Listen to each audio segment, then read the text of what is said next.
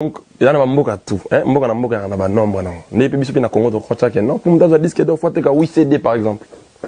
Dommage qu'il y ait de chatter. T'es qu'à 100 000 exemplaires ou 50 000. Un disque d'or. Ce que nous sommes la première ligne. Bah éviter que et comment 50 000. Bah tu bah na problème pas éviter que na ba mboka nyon c'est 50 000 té. Toi tu me mboka comme ça quand on a na malgache il y a 10 000 aux disque d'or. Mon exemple. C'est-à-dire ça, nous avons mis un nombre à vente. Mais deux autres disques d'or, qui a certifié ces disques d'or? On a un disque d'or. Kalana, on a disque d'or les deux choses. Autour d'un côté, on a un disque d'or. On a aucun mois fort. Si on a un mokani, on a aucun mois fort. Oui, point. Oui, on a déjà un débat, monsieur Zalango. Non, ça va, je vais vous faire... Ah, je sens un débat bruité. Non, c'est pas un débat, vous expliquez. On a tout sur ma musique. Marambo, on a pas vendu vraiment le banc. Na bato basaka musique abiente balobango ça dit na bato okotourner en côté na lobango je préfère encore 1000 fois tout ça ma musique bon expliquer à Dimia OK na lobaboy disque d'or na nga Fabregas ezaku oyo photo na nga te pona zongo na France déjà de deux disque d'or na nga Fabregas ça na na boité na zongo na RFI au moins m'ta pesa nga pendant nos zongo donc on a course à disque d'or en France on a RFI on est d'accord. Alors, on a un disque d'or en Njili. On a un disque d'or en Congo, on a RPNC. C'est-à-dire anormal. On a des deux. Et puis, disque d'or, il y a un qui va passer en Wapi. On va Congolais, tout va avoir disque d'or. Il y a un disque d'or qui va passer en Nganda. Mais c'est valable. C'est-à-dire, disque d'or à Fabregas va passer en France. C'est certifié. Wapi. Oui, voilà. Disque d'or, il y a un musicien congolais. Il va passer en concert. Oui, mais. Na radio ko te baile on na concert wa PC voilà ils ont la problème té na tour Fabregas ndengo et puis là pour information on a le bar ndete on a un vrai musicien moi je suis un vrai artiste OK ça dit ngai nazalaka depuis ça va faire dans les 2 ans on a na Bicose musique ça dit album nango mona kanga na produire Fabregas ça production mais distribution Bicose musique donc ba vente nanga streaming dans les accords de ngate na gérango non plus PDG Bidance c'est-à-dire on a dans la Bicose.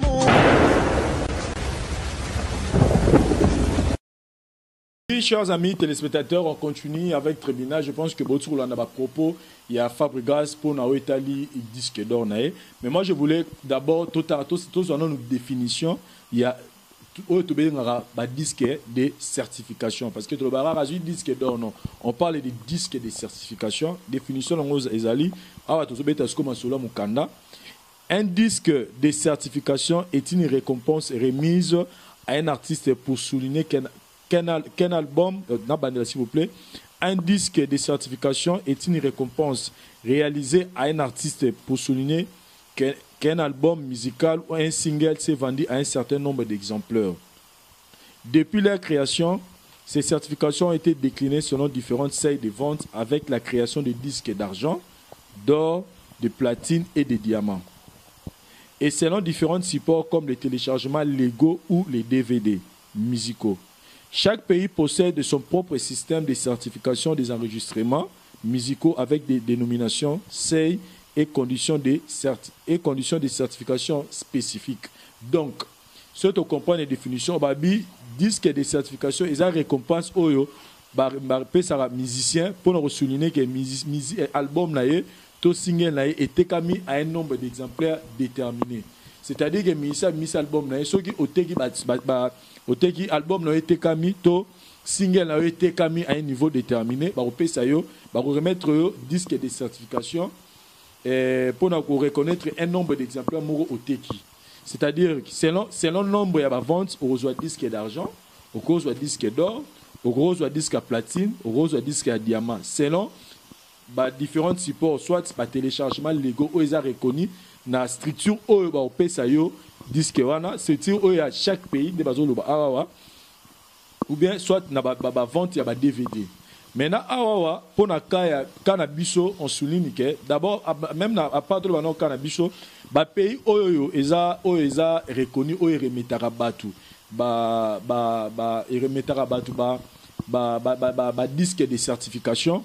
Tous les États-Unis, tous les RIA, donc RIA, na Angleterre toza bongo na bip eza na définition nango et puis na France toza bongo na snap.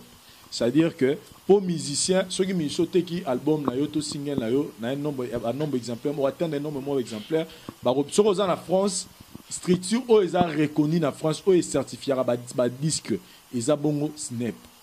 Bango ne baza reconnu comme structure pour nous certifier ba disque.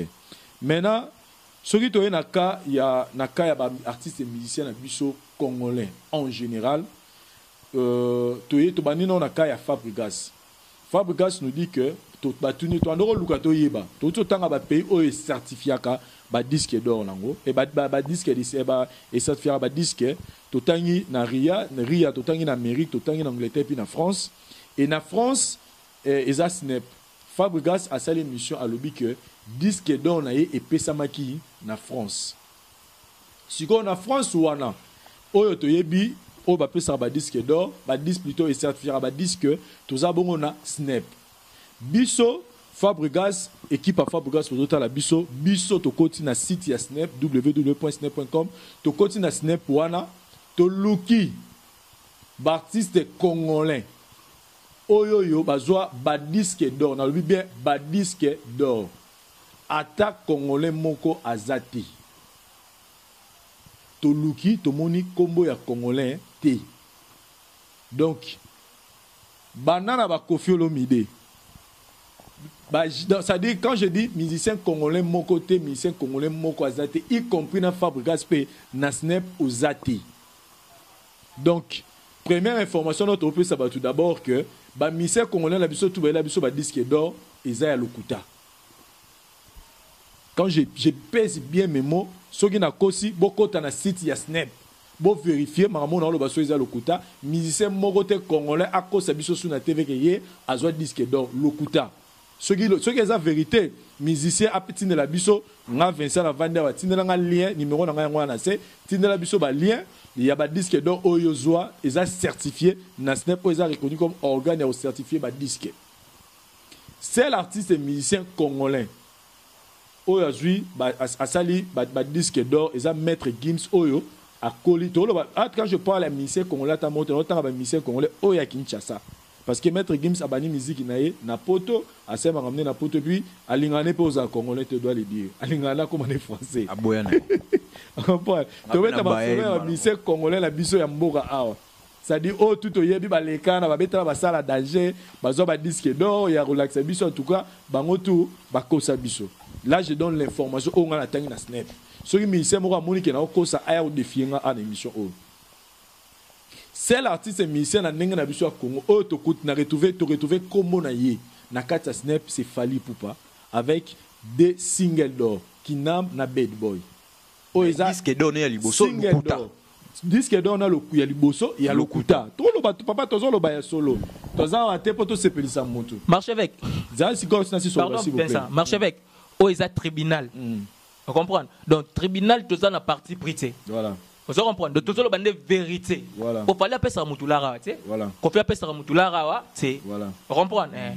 Continuez à faire ça. Voilà. Donc, c'est le disque d'or et celle il aura retrouvé Zara Fally Ipupa ou azwa single d'or na Kinam et puis na Bad Boy. Ceux qui bamoni na kosi boko ta na snap pour kuta mramna lobby. Ceux qui bamoni zate bo benganga. Bo banga Vincent to luki komba Fally Ipupa na snap et zate po na Kinam na Bad Boy. Boyelinga ba préface que ngana oloba makambo Natali na pays au Fabregas atengeli biso. So Fabregas atengeli biso que na zo ko na Malawi, to ngete luka na Malawi.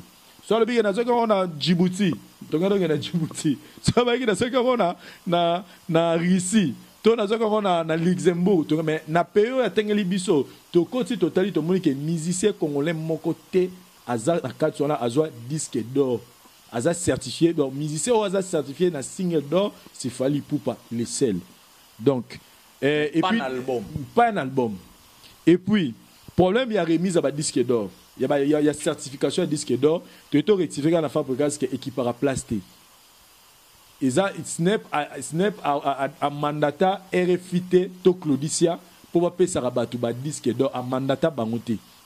Disque d'or ceux qui va certifier yo mokolo pour na place ba opé selon ba opé selon la concert ba tikelo ba opé selon na ndako na yo bakoka pe solongo pe place oyo olingi donc eza te ke non snap mandata Claudicia to mandataki radio RFI que non bino ne na mandaté bino soki misa 8 disque d'or to ba to certifié disque ne moko boy par rapport à vente à sali ne il faut bo bino bo charge on rectifie cela na Fabrigas na bandeko toyo ba ningi ba cha biso na confusion donc biso to là boya o contredire biso bino ba mission o bo kosa biso ke bozo ba disque d'or donc mission moko juste si o communiquer continent snap pour avoir réussi signe d'or c'est Fally avec Kinam na Bad Boy Marchevêque